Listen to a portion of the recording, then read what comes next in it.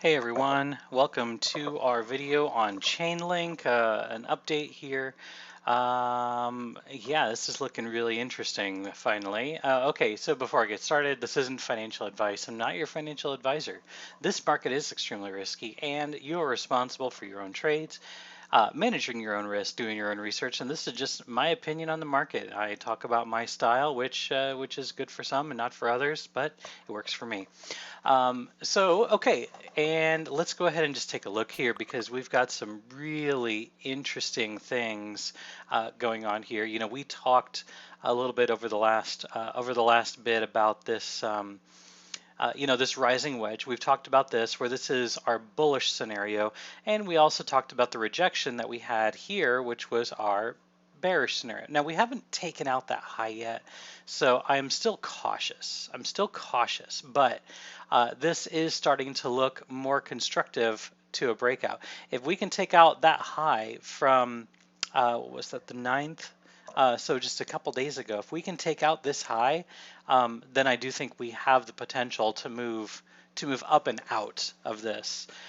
We are at the range where I'm really expecting a lot of volume to kick in, a lot of volume to start to kick in here and really move us up higher. So, just one thing that I'll point out here from this swing high. Let me get my magnet tool here.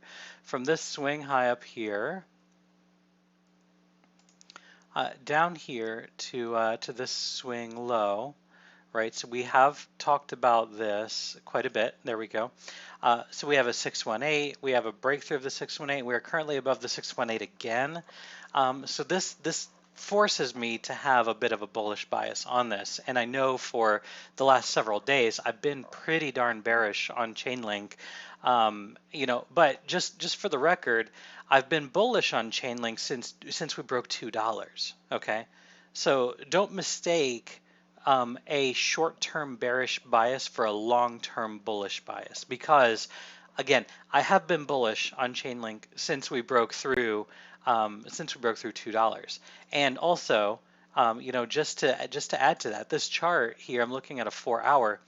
It looks pretty darn good, even though there was a potential that we came down here to one of these red zones, which, just for full disclosure, I was waiting for these. I was waiting for these, and, they didn't hit, and maybe they won't, but, that's okay. Because right now, this is the formation that we have to pay attention to. That is this rising wedge formation. I know we've got lots of wicks going through it, but once we start closing above 285, and again, I've been talking about 285 for a long time, that was my sell target. Between 275 and 285, those are my sell zones. So we're still sitting right here in my sell zones, just to keep things real. We've been talking about this area here for a long time, that this was going to be where we would be selling. But if we push above 285, if we push up here to about 295, and then we come back down here and we retest this as support, and I'm going to just kind of make some small adjustments to this since we are currently pushing 285 right now. I'm going to move this up here to this level, and that's going to be at about 287. What I'm going to be expecting to happen, if we're going to be bullish on this, I want us to push all the way up here to 295, maybe even to $3, get a rejection off $3, and then retest this 287 range. 287, and then we can push on up past $3. That is my bullish scenario for Chainlink right now. Again, still keeping it real, we were looking at 285 as our selling area. But right now the 4-hour Stokes look pretty good. The 3-hour Stokes, they still look like they have some more room up. That 3-hour candle that we're currently in looks pretty darn good right now. But again, we need to get the volume. We have a little bit of volume here, but look at the volume that we had back here on October 25th. Lots of consecutive candles of volume here. We had a good push up here, a good push up there. We need more volume. We're not getting the volume that we need yet to really sustain a bullish run. The 2 hour is starting to get oversold, or sorry, overbought, and the 1 hour actually does look pretty good, to be fair. Decent amount of volume here on that last hour. Of course, this new hourly candle is only about 5 minutes in, so it's really, we really can't gauge the volume on this hourly candle. But as far as the Stokes go, we rejected the median and we're pushing ourselves back into the bullish control zone. So it would not surprise me to get more upside.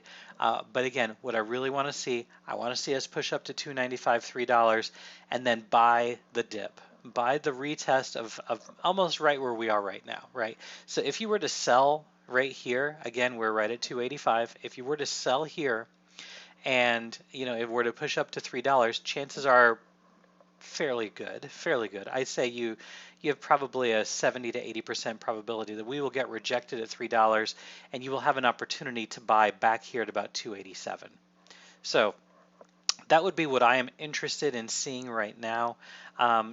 Based on what I'm looking at here, we've got maybe a little bit of hidden bullish divergence on the hourly. If I take a look at the 2 hour and take a look at this, we do have some hidden bullish divergence on the 2 hour. And so just for the record, when I talk about hidden bullish divergence, what I mean is we have a higher low on the price, but then we have a lower low on our indicators. So we've got that here.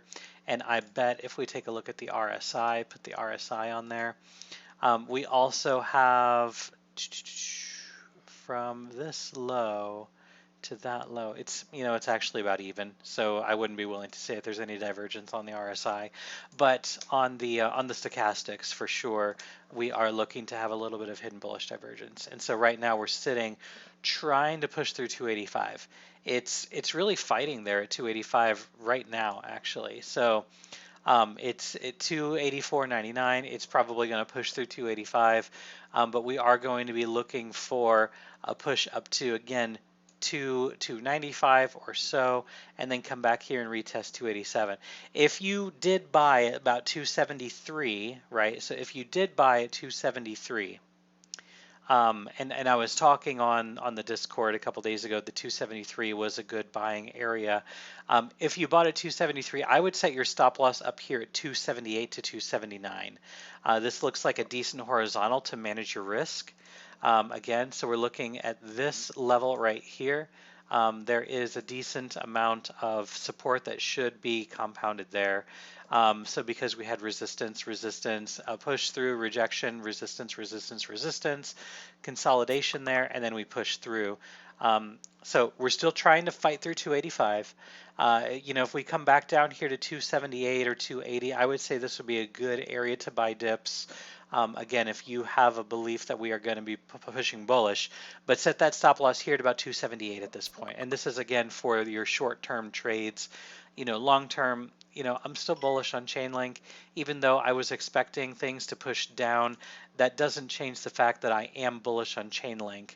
As far as long-term goes, if we come back down here to $2, get out and run. But as long as we're trading above $2, I am bullish, even though that I had a little bit of a bias even just yesterday that we were going to come down and even retest 250. But with Bitcoin doing what it was doing, and I'll just go ahead and finish with this, with Bitcoin doing what it was doing, and we had this crazy push down here to about 85.50. Most alts didn't have the bearish reaction that you would expect from Bitcoin just being completely stupid and doing stupid stuff here. Alts didn't seem to be affected or phased by it, so that does have to lean me to have a little bit of a bullish sentiment towards alts. And I have had a little bit of a bullish sentiment on some alts here over the last few days, especially Cardano, which I haven't done a video on in a while, so I'll probably be doing that here in a while.